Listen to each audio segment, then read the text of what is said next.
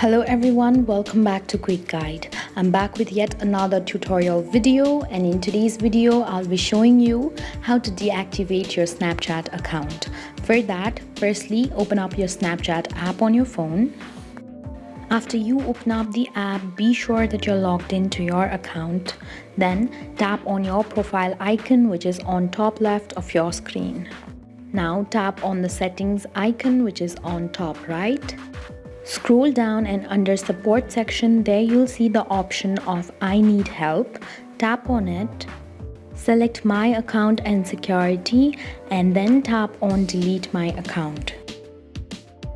To delete your account, tap on accounts portal in order to access the link.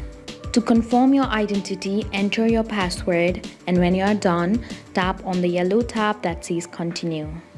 Now your account has been deactivated. Be sure to log into your account before 30 days or else your account will be permanently deleted. This way you can deactivate your Snapchat account. Thank you for watching. If you like this video, please hit the like button. If you want to see more tutorial videos, hit the subscribe button, and if you have something to say, please leave a comment.